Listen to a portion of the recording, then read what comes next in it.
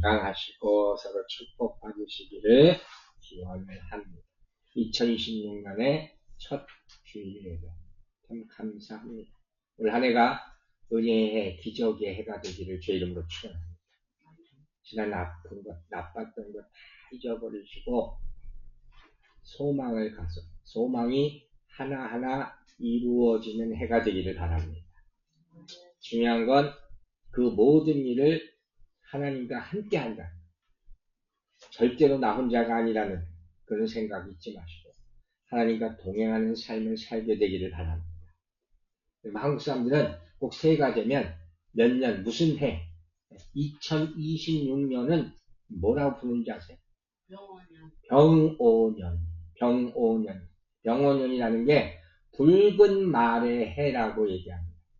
붉은 말의 해. 화기가 충천한 기운이 있다는 거예요. 그러니까 뭔가 일이 일어날 것 같아요. 하여튼 붉은 말 하면 여러분 뭐가 떠나요? 레드 홀스 그런 게 있어요. 그렇게 부르는 게 우리가 점치는 사람들이 맨날 사주 관상 보는 사람들 붉은 말이에요. 저는요 이 붉은 말이라는 게 한자로 적토마거든요. 적토마 하면 제일 먼저 생각나는 게 뭐냐면 삼국지라는 책 읽어보실 거예요. 삼국지에 보면 관운장이라는 장수가 있어요. 관운장이 타던 말이 바로 적토마예요.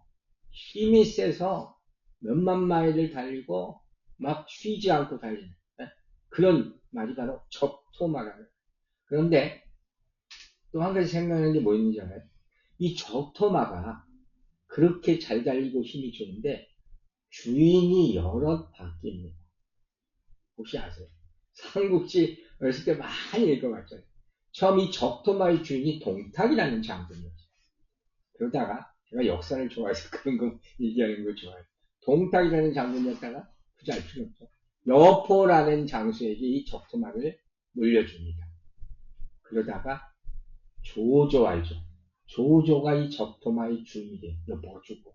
그리고 결국 우리가 잘 아는 관우라는 장군, 유비의 형제 관우가 이 적토마의 주인이 되는 거예요. 그러니까 굉장히 좋은 말임에도 불구하고 주인이 자꾸 바뀌어. 의미심장하죠. 자, 보세요. 적토마는 아주 힘이 좋고 빨리 잘 달리는 말이야. 그럴수록 여러분 필요한 게 뭔지 아세요? 여기 직접 말은 안 타봤지만 영화 많이 보면 말을 잘 담을 줄 알아야 돼. 고삐라는 게 있어요. 고삐를 잘 당겨야지 되는 거예요. 그래서 달릴 때는 달리고 멈출 때는 멈춰야. 사랑하는 여러분, 2026년 한 해가 여러분 잘 달리는 해가 되길 바랍니다. 그러나 멈춰야 될 때를 알고 잘 멈출 때는 언제 설 것인가 잘 결단하게 되기를 주의 이름으로 축원합니다. 그래서 오늘 올해 첫 번째 말씀을 시편 23편 말씀을 줍니다. 시편 23편 4절 보세요.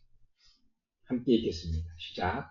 내가 사망의 음침한 골짜기로 다닐지라도 해를 두려워하지 않을 것은 주께서 나와 함께 하십니다.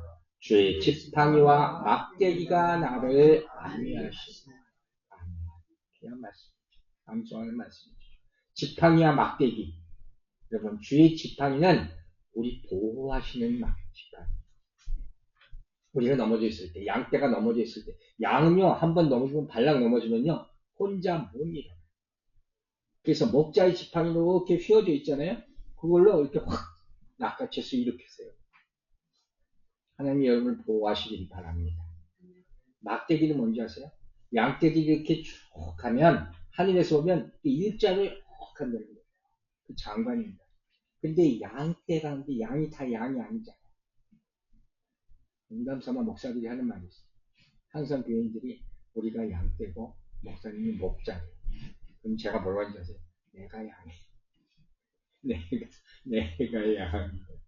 양떼가 이렇게 똑바로 목자를 따라가야 되는데 꼭 이렇게 삐뚤이 양이 있어요. 꼭 삐져나가는 사람하고 똑같아요. 그때 목자가 어떻게 하냐면 막대가 왜 필요하면 막대로 이렇게 툭 쳐요. 정신 차리라. 줄 서서 잘 따라오라. 그 막대가 예수 그리스도라는 길 위에서 우리를 다른 데로 가지 않게 여러분을 지켜주는 막대가 되기를 주의 이름으로 축원합니다. 우리 인생에 꼭 필요한 말씀이 바로 그래서 시편 23편의 말씀이에요. 그래서 저는 역술인들이 얘기하는 것, 뭐 말의 해가 어떠고 저떠고 그렇게 해석할 때 뭐가 딱 떠올라면 사실 요한계시록에 나오는 말이 딱 목사니까 생각하는 게 성경 말씀이잖아요. 그래서 여러분 제가 이런 고민을 지난해부터 자주 합니다. 여러분의 상황과 미래에 궁금해하는 것들이 있을 겁니다. 그것을 점치듯이 예상하지 말라는 거예요. 그럼 어떻게 해요? 성경 말씀과 연결해서 성경의 모든 상황이 있어요. 믿습니까? 그 성경의 모든 상황과 연결해서 거기서 해답을 찾고 준비하는 한 해가 되기를 바랍니다. 그걸 얘기해 주는 게 바로 설교라고 제가 얘기한 거였어요. 오늘 보면 계시록 6장이에요. 계시록 6장부터 어떤 내용이 나오냐면 심판에 대한 말씀이에요. 그럼 많은 사람들이 계시록 6장부터 사실 설교를 거의 못 듣습니다. 왜냐하면 두려워합니다. 계시록이 심판의 글이라고만 생각하기 때문에. 그래서 먼저 많은 목사들이 계시록을 설교할 때 항상 주의를 주는 게 있어요. 간단하게 뭐냐면 첫 번째가 오늘 함부로 해석하지 말고 굉장히 많이 들었어요. 함부로 해석하지 말고. 그러나 제가 말씀드립니다. 읽지 말라는 소리를 하죠. 첫째가 함부로 해석하지 말라. 또 하나 제가 애드한다면 수수께끼 풀듯이 이 책을 읽으려고 하지 말라. 가장 많이 논란이 되는 예시 중에 하나가 뭐 666이라는 숫자가 나온단 말이에요. 이게 뭐냐 막 이런 거에만 몰두해가지고 시간 낭비하는 사람도 있어요. 그게 중요한 게 아니라는 거예요. 자, 계시록이라는 책은 거기 나오는 말씀을 보면 사실 구약에 나오는 여러 선지서 있죠. 예언서. 네? 이사야나 이런 사람, 예레미야나 이런 예언자들이 하나님의 말씀을 통해서 예언을 한단 말이에요. 그 선지서를 해설한 구원과 심판의 약속에 대한 말에 결정하는 겁니다.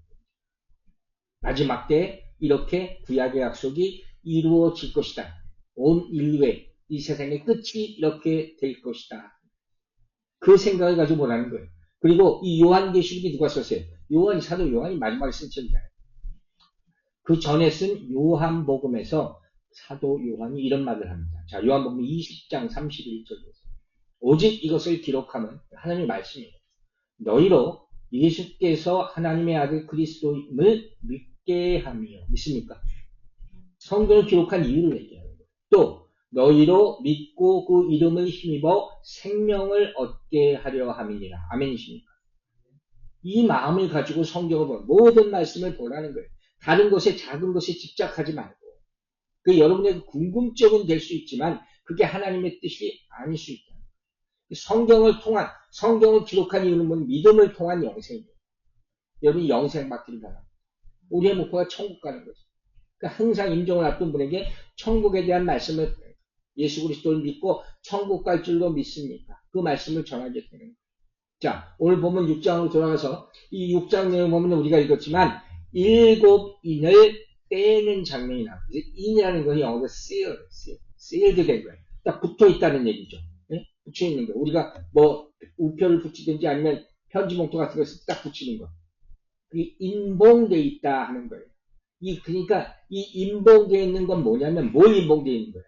하나님께서 앞으로 장차하시려고 하는 것, 계획하신 것, 약속하신 것, 이런 것들이 담긴 문서가 있어요. 굳이 내용 말하자면 통치 문서라고 하시는 거예요. 세상을 이렇게 다스리겠다 하고 만들어낸 책이 있다는 거예요. 그걸 sealed 해놨어. 인봉해놨어. 그것이 이제 풀리는 순간. 어마어마한 사건이 나타나는 순간이에요. 그게 revealed 된 거예요. sealed 된 것이. 그래서 요한계시록의 영어 이름이 뭐래요? Revelation. 계시라는 거예요. 하나님이 감춰놨던 것이 드러나는 순간. 그러므로 여러분이 생각했을 때 우리 인생의 마지막 때가 왔다 할 때가 언제란 말이에요. 어느 순간. 그때 반드시 이 책을 읽으시기 바랍니다. 그럴 때 어떤 일이 생기냐? 계시록 1장을 보면 이런 말이 있어요. 1장 3절. 이 예언의 말씀을 읽는 자와 듣는 자와 그 가운데 기록한 것을 지키는 자는 복이 있나니 때가 가까웁니다. 여러분, 계시록을 가끔 가다가 절대 읽지 말라는 사람들이 있어요. 답답한 얘기를 하는 거예요. 잘못 해석하는 것을 주의하는 것이고 조심스럽다는 것이. 분명히 계시록 1장 3절에 읽고 지키다 복을 받겠다. 믿으시면 아멘 하시기 바랍니다. 자, 오늘 본문을 보면 네 마리의 말이 나와요. 흰 말도 나오고 오늘 얘기한 대로 붉은 말의 해, 붉은 말도 나오고 검은 말도 나오고 청황색 말도 나온다. 그걸 해석할 게 아니에요. 거기에 포커스를 맞추는 것이 아니라 제가 오늘 말씀 전하는 것은 첫 번째는 누가 인을 떼느냐, 두 번째는 그 의미가 뭔가 그거부터 봅니다. 자, 6장 1절 봅니다. 내가 보매 어린 양이 7인 중 하나를 떼시는데 누가 떼요? 어린 양. 누구예요? 예수 그리스도예요. 그때 내가 들으니 네 생물 중 하나가 우레소리 같이 말하되 오라 하기로 하나님 아들 예수 그리스도께서 인을 떼시면서 모여있는 모든 사람들이 이 책을 읽고 듣는 사람들을 향하여 선포하고 계신다. 그러면서 반복해서 얘기하는 게 들으라, 보라. 하나님의 말씀 듣고 보는 것을 즐겨하게 되기를 바랍니다. 그래서 이 말탄 자를 통해서 전해주는 메시지가 무엇인가를 증인도 보는 거예요. 크게 두 가지 타이틀이 있어요. 첫 번째, 전해주는 메시지는 뭐냐? 하나님의 심판 앞에서 은혜를 구하라. 잊지 마세요. 심판은 옵니다.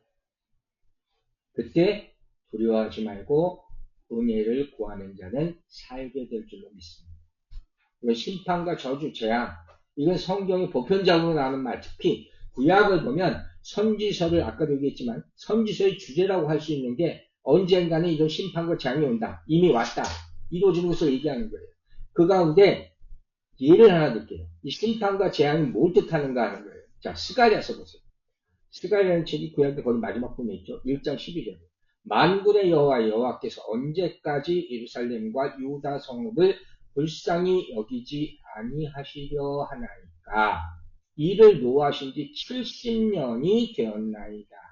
이게 무슨 얘기냐면 이스라엘이 바벨론 유수라는 걸 당해요. 포로. 예루살렘 성이 AD 70년에 전복당해가지고 이스라엘이 망해요. 수임만.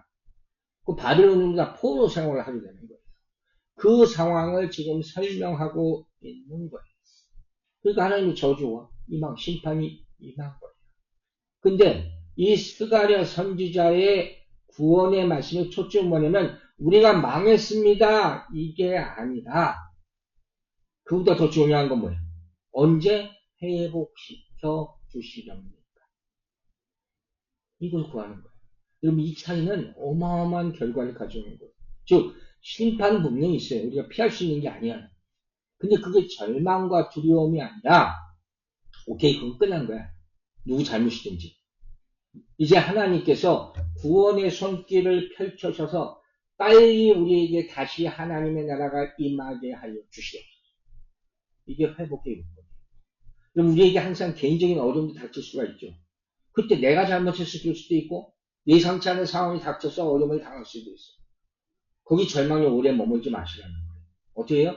하나님의 구원을 바로 구하시기 바랍니다. 그래서 이 계시록을 볼 때 두려움 때문에 못 보는 분들에게 제가 감히 권면을 하자면 인을 떼는 장면 1장부터 5장까지는 계속 설교를 많이 해요. 근데 여기서부터는 심판이 나온다니까 두려워서 안 본단 말이에요. 그 두려움 때문에 인을 떼는 것을 포기하지 말고 인을 뗄 때 나타날 하나님의 역사를 기대하죠.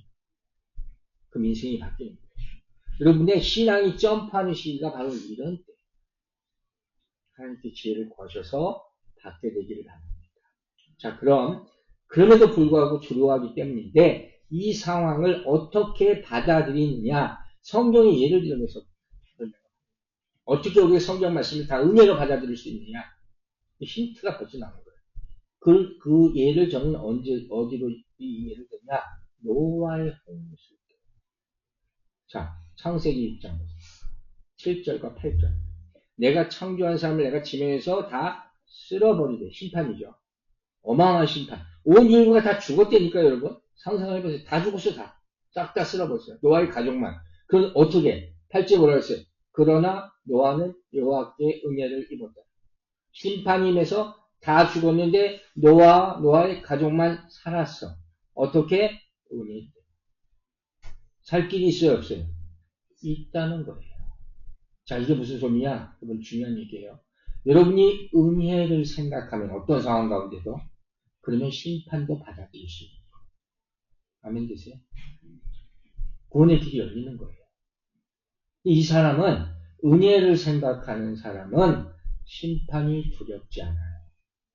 뭐가 두려워요? 내 죄가 두려워요. 아시겠어요? 심판은 다 임하는 거니까. 오늘 그 얘기를 전반적으로 해요. 내 죄가 드러날까? 그게 두려운 거지. 그래서 어떻게 기도하게 돼요? 심판을 피하게 해주십시오가 아니라 내가 이 죄를 사함받게 해주십시오. 구원받게 해주십시오. 이렇게 기도합니다. 요한복음 3장 17절이 그 내용을 얘기합니다. 하나님이 그 아들을 세상에 보낸 것은 뭐예요? 세상을 심판하려 하시니 아니요. 분명히 얘기하잖아요. 그런 말미암아 뭐예요? 세상이 구원을 받게 하려 하십니다. 축복의 말씀이 되기를 바랍니다. 자, 그럼 어떤 심판이냐? 그 내용 오늘 계시록 6장에도 봤으니까 간단하게 보고 넘어갑니다. 먼저 어떤 심판이냐? 계시록 6장 2절 보세요. 이에 내가 보니 흰말이 있는데 그 탄자가 활을 가졌고 면류관을 받고 나아가서 이기고 또 이기려고 하더라. 여기서부터 헷갈리기 시작하는 이게 뭔 소리를 하나. 상상의 나래를 펼치지 마세요. 먼저 흰말 탄자에 대한 얘기는 해석이 분분해. 어렵다는 거예요. 보통 일반적인 걸 얘기할게요. 보통 일반적인 해석은 뭐냐면 세상에서 오로지 승리하기만을 원하는 권력을 탐하는 자의 모습. 이렇게 해석을 하는 거예요. 근데 어떤 사람은 이 흰말 탄자를 예수님의 모습 아니냐. 면류관을 쓰고 활을 가지고 있고 분분하지만 자 여기서 우리가 제가 생각을 해보는 거예요. 과연 예수님이 이 땅에 이런 모습으로 오셨나요? 예수님은 말기에서 태어나시고 십자가에서 죽으셨어요. 주님이 이 땅에서 뭐 이렇게 이기려고 한 적이 없어. 그냥 연약하고 미약한 모습으로 그냥 죽으셨잖아요. 그 주님의 승리는 이 땅에서 이기고 또 이기려 하는 승리가 아니라 십자가의 승리. 어린 양의 승리. 항상 당하는 것 같아. 제가 그런 얘기 평생 많이 들었어요. 목사님 왜 항상 이렇게 당하냐. 그 예수님의 삶이에요. 여러분 잘 들으세요. 세상의 승리자는 세상에서 승리를 구하는 사람은 만족이 없어요. 우리 안에 욕망이 있기 때문에. 또 없고 또 없고 또 이기고 또 이기고 그래야지 직성이 풀려. 그러나 어린 양의 승리를 아는 사람은 세상의 기준으로 내가 이기지 못할지라도 불평하지 않는 믿음을 갖게 될 줄 믿습니다. 이게 진짜 신앙이란 말이에요. 자, 이 전제가 또 앞에 나와 있죠. 뭐라 그랬어요? 이 승리는 어떻게? 면류관을 받고 이게 뭐예요? 미리 받는 거예요. 하나님의 약속은 항상 이래. 이미 승리를 약속했음을 믿으시기 바랍니다.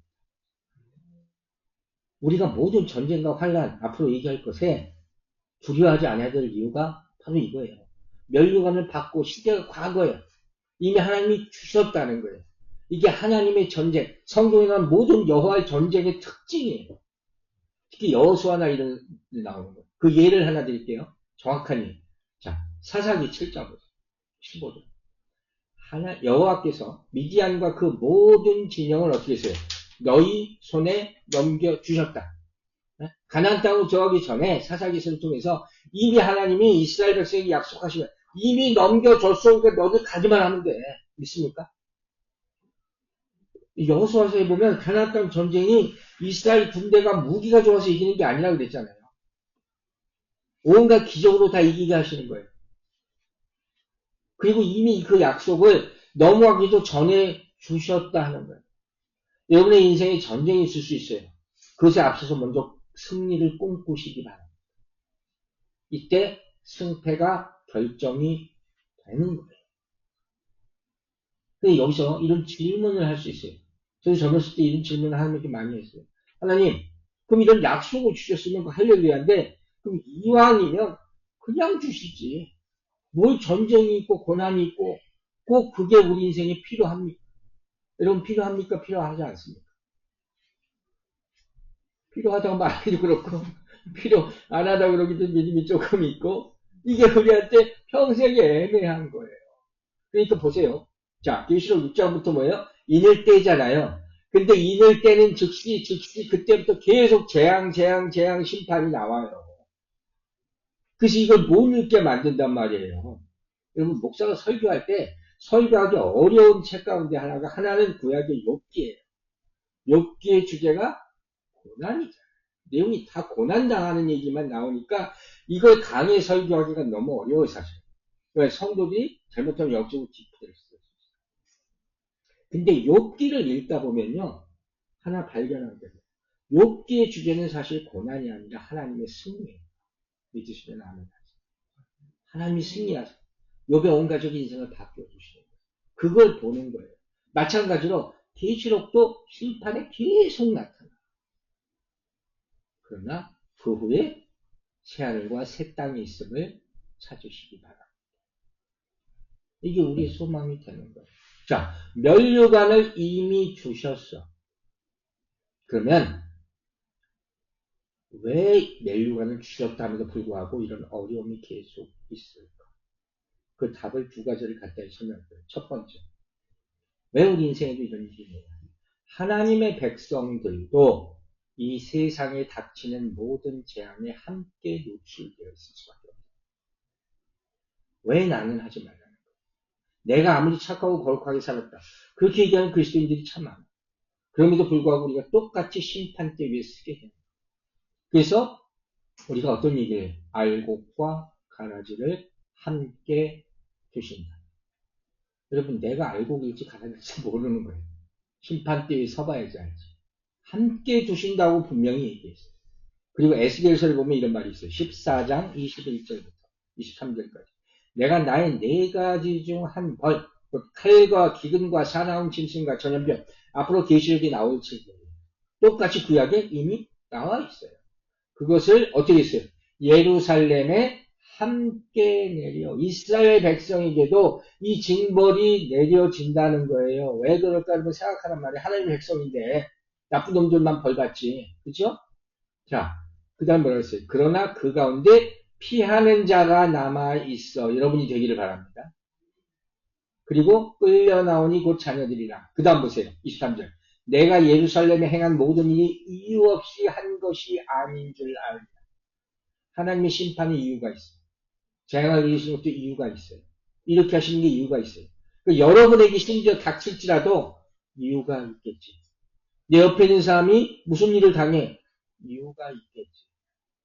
이 굉장히 성숙하지 않으면 어려운 거예요. 답 두 번째.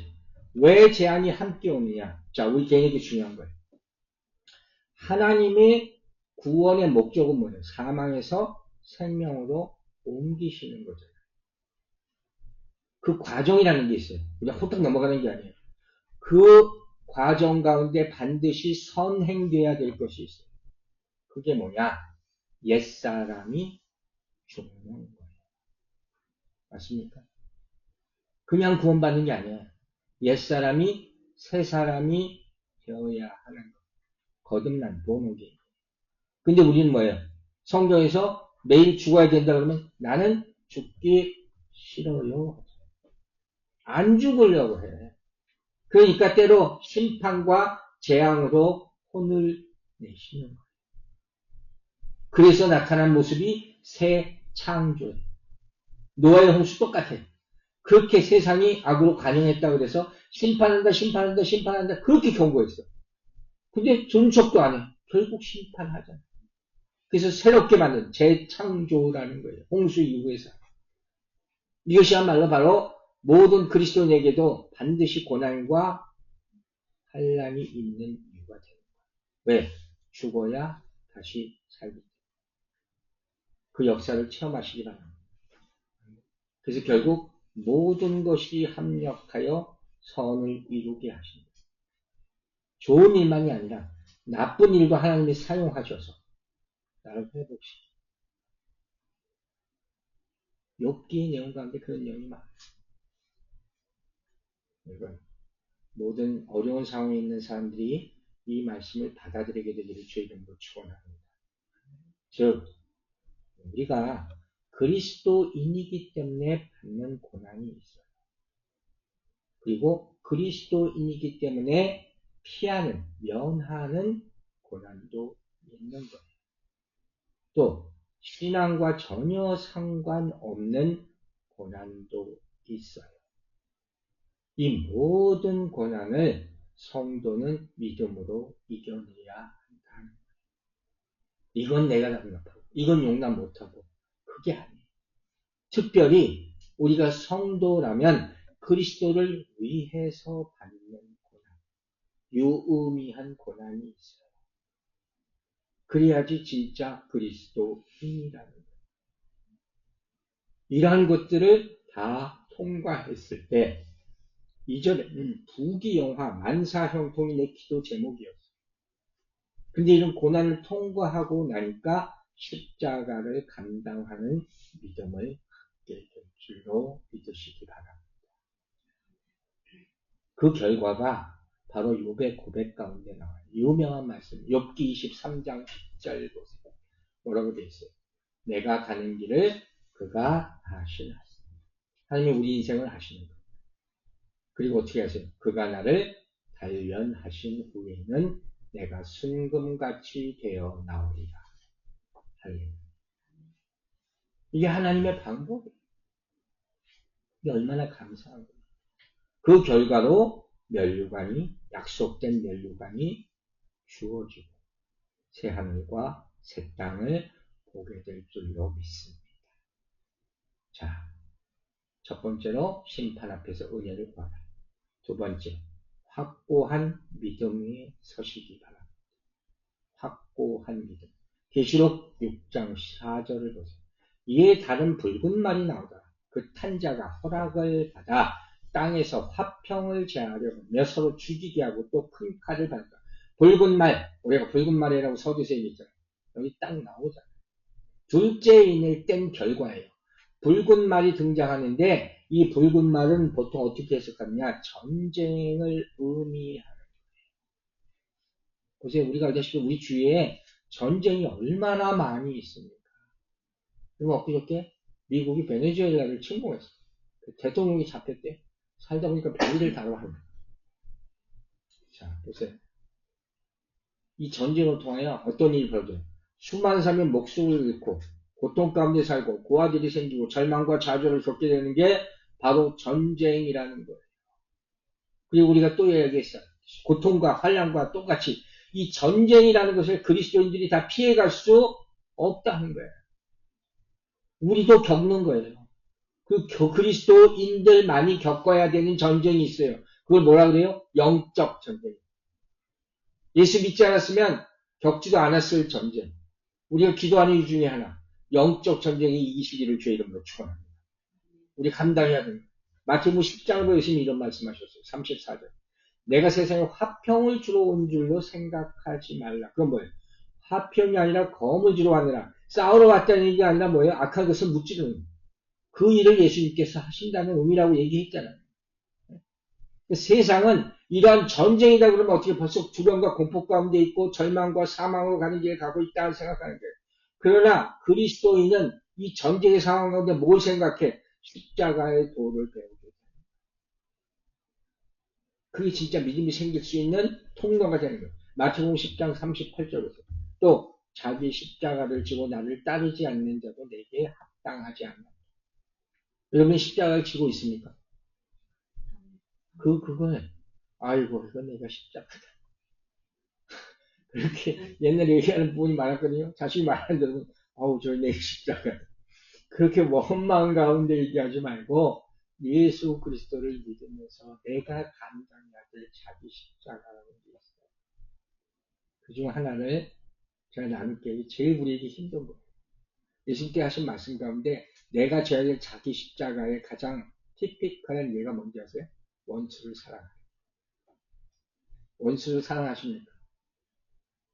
아무도 아멘을 못하잖아요. 이게 얼마나 어려운 거예요. 이건 예수를 믿으면서 자기 십자가를 지면 그때 깨닫는 게 뭐예요? 저 원수를 내가 사랑하지 못하는 내 심령, 그걸 깨닫는 거예요. 예수님은 사랑이라고 합니다. 그걸 발견하면서 그 다음에 어떻게 되는 거예요? 예수님은 나 같은 죄인을 사랑하셔. 그래서 십자가에 죽으셨구나. 그걸 바라보게 되는 거예요. 이게 진짜 깨어진 믿음의 모습이라는 거예요. 그럼 분명히 전쟁은 심판의 도구로 사용됩니다. 계시록에서 계속 볼 거예요. 그러나 하나님의 백성에게는 이걸 어떻게 보느냐? 하나님의 백성다운 모습으로 만들어내는 도구. 축복으로 받을 수 있게 되기를 바랍니다. 그래서 고난이 유익이다. 그렇죠? 그때 깨닫게 됩니다. 어떻게 고난이 유익인가가 아니라 이 과정을 거쳤어요. 자, 계시록 6장 17절. 그들의 진노의 큰 날이 이르렀으니 누가 능히 서리요. 이제 마무리예요. 자, 그럼 어떻게 하면 됩니까? 방법은 아까 얘기한 거 하나밖에 없어요. 확고한 믿음 위에 서야 하는. 우리 한 해 동안 절대로 흔들리지 마시기 바랍니다. 생명을 주시는, 전쟁이 이기게 하는, 환란을 통과하게 하는 믿음이 있게 되기를 주님으로 축원합니다. 자, 창세기 7장 23절을 다시 봐요. 지면의 모든 생물을 쓸어버리시니, 노아 사건이죠. 노아와 그와 함께 방주에 있던 자들만 남았더라. 이것은 뭐가 되냐 확 떼어야 돼요. 뭐 홍수가 아니라 쓸어버리시니가 아니라 방주에. 이 모든 고난을 이겨낼 수 있는 방법은 하나님의 집에 들어가는 것밖에 없습니다. 이 교회가 구원의 방주가 되기를 바랍니다. 그래야지 살아남는 거예요. 우리가 지금 보는 것은 우리 교회가 크고 작고를 보는 것이 아니라 세상의 모든 교회가 환난 가운데 있음을 보는 눈이 있어야 돼요. 그때 믿음으로 굳게 서는 자만 마지막에 남게 돼요. 그 남은 자들의 모임이 우리 교회가 되기를 주님으로 축원합니다. 우리도 홍수를 경험해. 모든 사람이 홍수를 경험하니까. 그러나 나는 홍수를 경험하지만 어디 들어가? 방주에 들어간다. 그래서 이 땅에 하나님이 벌하시는 모든 재난과 심지어 전쟁은 이중의 의미가 있어요. 믿지 않는 사람들에게는 심판과 경고예요. 그죠? 믿는 사람들에게는 우리를 정결케 하는 하나님의 수단으로 쓰여져요. 그 역사를 처음 알아요. 여러분, 말씀을 정리할게요. 미래를 보는 눈이 있다면 얼마나 좋을까? 아니면 나쁠까? 그죠? 좋을 것 같으면 좋은 것도 아니에요. 걱정하고 살아야 될 수도 있으니까. 그죠? 옛날에 어떤 축구 시합을 하는데 그 중계하는 아나운서가 이런 말 한 게 기억이 나요. 축구 경기에서 축구 좋아하시죠? 전 축구 좋아한다는 거 보고요. 잘 알 거야. 손흥민 팬이에요. 손흥민 광팬이 여기 있어요. 네. 자, 중계에서 축구 중계 보신 분은 알 거예요. 센터포드가 얼마나 중요해. 골잡이가 센터포드잖아요. 센터포드는 뒤에서 주는 패스를 잘 받아서 골을 넣는 거예요. 근데 뒤에 있는 윙이 패스를 기가 막히게 했어요. 근데 이 센터포드가 그 경기에서 헛발질을 했어요. 공이 어디서 오는지 몰랐던 거예요. 딴짓하고 있었던 거예요. 그러니까 이 아나운서가 이 앵커가 이 얘기를 합니다. 아, 저 사람 저러면 안 되죠. 뒤에 눈이 있어야 되는데 축구 선수들은 뒤에 눈이 있어야 되는 거죠. 그 어떻게 보면 그 지극히 당연한 말이에요. 그런데 안타깝지만 우리 눈은 다 어디 붙어 있어요? 앞에 붙어 있어요. 그 뒤에 있는 걸 보려면 고개를 뒤로 돌려야 돼요. 그러면 고개를 뒤로 돌리면 그때는 앞에 걸 볼 수 있어요, 없어? 못 보는 거예요. 이게 우리 인간의 모습이에요. 멀리 보는, 가까운 걸 보지 못해요. 가까운 걸 볼 때는 먼 것을 볼 수 없어요. 이게 당연한 이치죠. 그런데 마지막으로 히브리서 11장 1절 보세요. 유명한 말씀. 믿음은 바라는 것들의 실상이요 보지 않는 것들의 증거다. 자, 이게 앞차에 있는 미래 앞에 이게. 즉 믿음이라는 건 뭐냐? 믿음의 정의를 드릴게요.